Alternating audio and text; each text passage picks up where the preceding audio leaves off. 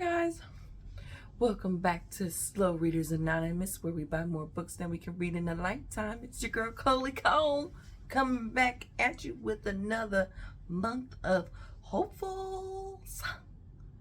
Anyhow, I will soon insert a clip where, well, no, not I. When I say I mean they.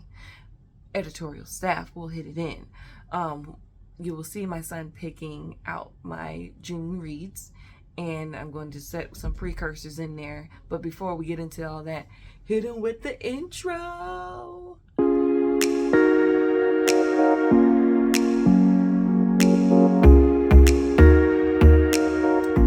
All right, y'all. Now that we back at it again, this is our June hopefuls. And you know, last month I may have not finished all of it, and I looked over to my shelf, and my shelf said to me, you know, the rest of these books may not be getting got, so we might as well pick up the new flavor of the month, you know. So anyhow, so with the precursors, you have seen my son pick my books, or you will see it in just a second. Anyhow, the new picks book came with precursors, so he had to pick a book from every genre, and he was my randomizer.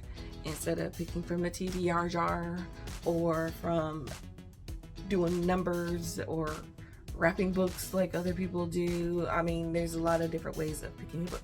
So I call him the dominizer, randomizer, dominizer. Anyhow, I told him that there will be 2 books, and now I'm thinking 3 books as a precursor that will already have been chosen. Okay, so the first book that is already chosen would be The Fifth Horseman by Mr. JP himself. You know, we got to get through this series. I think they on book number 24, and he got halves, novellas and stuff. So this is part of the Women's Murder Club series. Look at him. I think he Mr. Godfather, the Godfather. Anyhow, The Fifth Horseman, and Maxine helped him write this one too. Okay, Maxine. The 4th book was good too. You know, you two work well together, you know?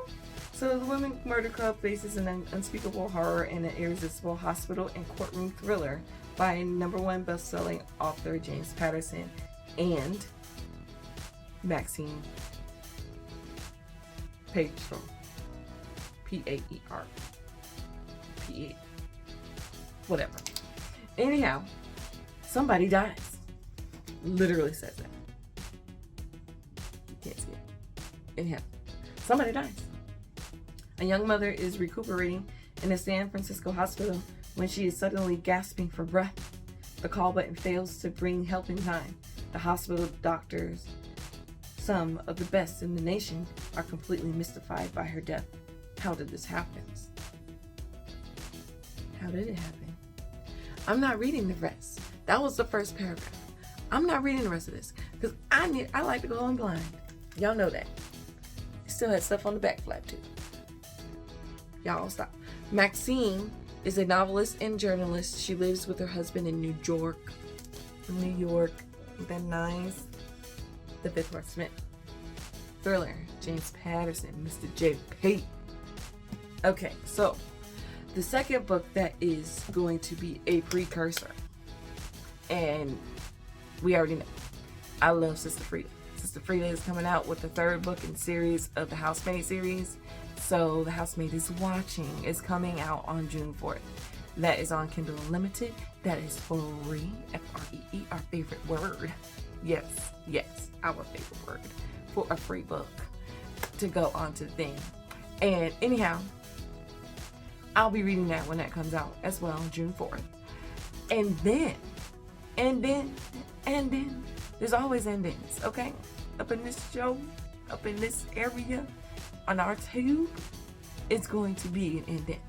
And then, the last book that is a precursor, I already told y'all about it. The 3rd book and the final book of the Children of Blood and Bone series is coming out on June 25th. And I already told y'all, whatever I'm reading stops. I don't care who it is, what it is. It could be JP himself. It's going to stop. Because Miss Tomia Deme, yes ma'am, that book is going to rock the world. It's going to give me all the feels, and I'm going to be crying boohoo, real tears, and it's the only fantasy that gave me all the feels and made me like, why? Why did I do this to myself? Yes, because it's everything. She is like the Shonda Rhimes of the fantasy book world, okay? Yes, and I said it. And then her book series is going to become a movie. So the lady who did the Woman the King and the Old Guard, she's got a director already. She's ready for a close-up. We love when books become adaptations. Yes, love it. Read it if you haven't, because oh my gosh, all the feels. Love it. All right, the next book. This is his first randomized pick because it was from the thriller section. The Night I Disappeared. Jamie Has a Secret. The Night I Disappeared by Julie Reese Dever. However you want to pronounce it. Held hostage by an inner world. Something scary is happening to 17-year-old Jamie Tessman. Ever since she and her mother arrived in Chicago, she's been plagued by freaky mind slips and vivid daydreams about her sort of boyfriend, Webb. Vivid daydream.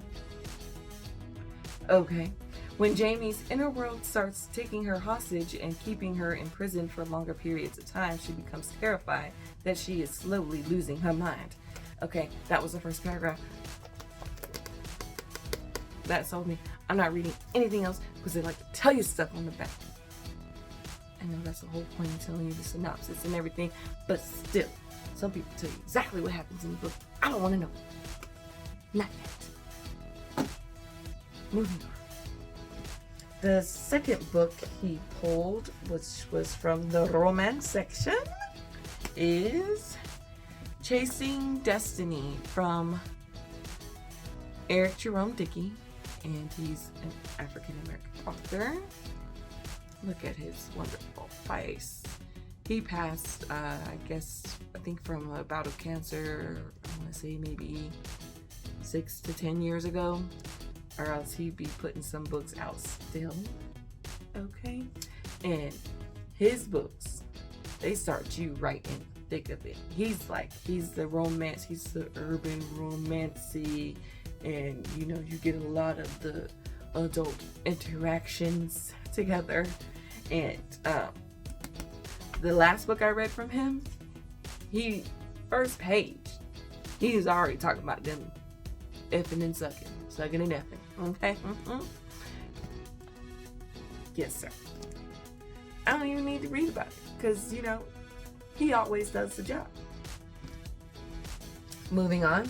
The second book he picked was a fiction one from the little fiction section. And the next one was called Mama by Terry McMillan, an unforgettable combination of compassion and sass. That was a blurb from The Observer. Terry McMillan. And on the back, I'll read the first paragraph. In Point Haven, North Michigan, no one had ever heard of Malcolm X. The whites lived on the right side of town and got richer. The poor were the blacks and got poorer because Mildred claimed niggas is stupid. Ooh. And with 5 children, the murderous crook and dead men look out for. Dead men to look out for. Ooh. She felt she had a right to the opinion. How am I reading? Like, what? See, this is why I'm a slow reader. Let me drive that back. In Point Haven, North Michigan, no one had ever heard of Malcolm X.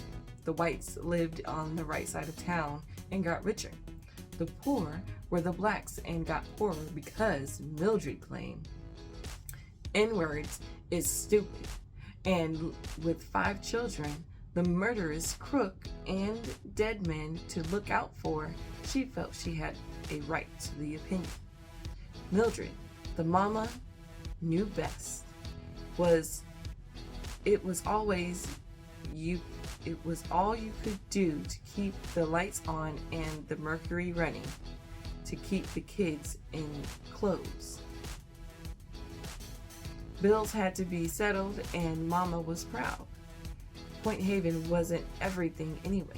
After Crook, after Spooky, after the VO and Creeping, there was always Buster, Curly, or even LA.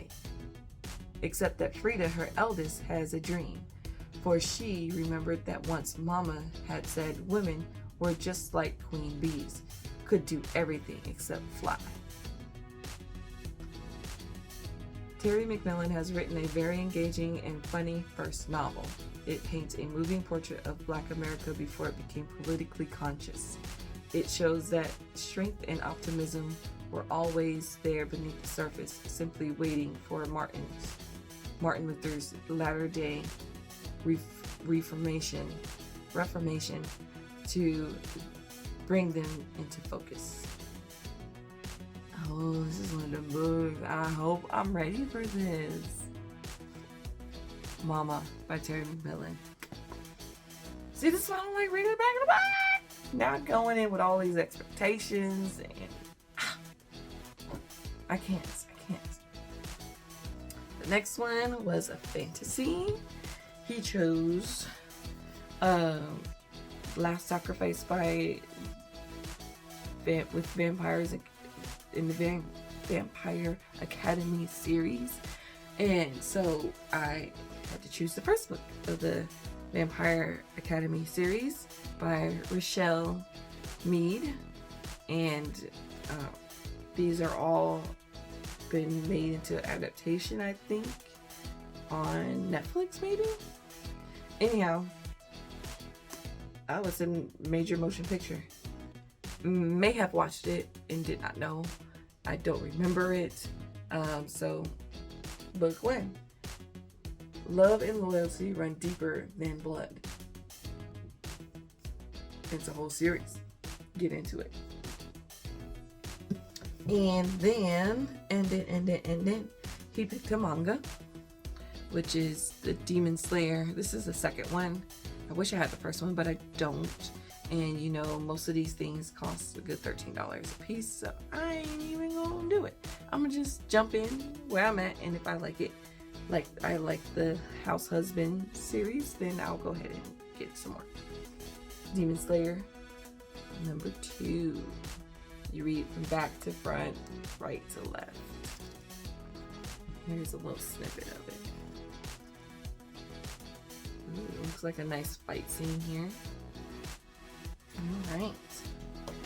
Then you have Heartstopper, which is a cute LGBTQ plus type book, and they're boyfriends now. So now I'm getting to the volume 4. There's only 5 volumes, so this is volume 4. I will be so sad to end it, but until then, volume 4, Heartstopper by Alice Oseman.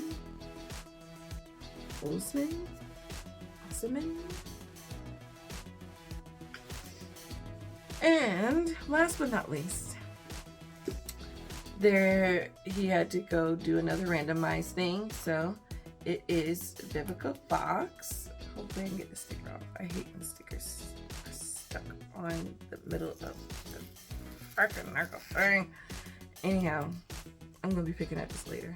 Anyhow, it's Every Day I'm Hustling by Vivica A. Fox. And you know, if you don't know who she is, y'all been sleeping, okay? You know. We love some Vivica. Do the hustle. I want to help you get out of your own way. Now, my language can be what I call street but sweet. But my friends didn't nickname me Ghetto Barbie for nothing. but I can also take you to church. The Lord loves Scrappy Girl. Vivica A. Fox. That was on the back of that thing. So it's a memoirs like-ish thing, I believe. Ooh, look at the end papers. Okay, cute. We living for it. Yes, yes. Go ahead, Vivica. Anyhow, this is one of my aunt's books, and she's very into autobiographies and memoirs and stuff. And there's some on my tablet too as well. But we're gonna go with Vivica because that's what he picked. And one of these days I'm gonna go ahead and get into she told me to read Fat Joe's. He be getting it too. Anyhow, that is all that I shall be trying to read in the month of June. And here we go, see if we can do the, some people like the thumbnail of that. And then flip it around. That's the recap of what we plan to read in the month of June, on top of the Housemaid is Watching and Children of Blood and Bone series. The last one is called The Children of Anarchy, Anguish and Anarchy. Children of Anguish and Anarchy by Tony Ademe. And then the I'm probably gonna throw something in random, as I always do. I go off on tangents. I hope I can get these books done. So there's the Housemaid is Watching, the Children of Anguish and Anarchy. So it's 2, 3, 4, 5, 6, 7, 8, 9 books. 9 books that I have chosen for the month of June. Thank you for watching. Like, comment, and subscribe. And, let me know how you feel about these books. And let's start a dialogue. And thank you for watching. This is Slow Readers Anonymous. Your girl, Coleco, out.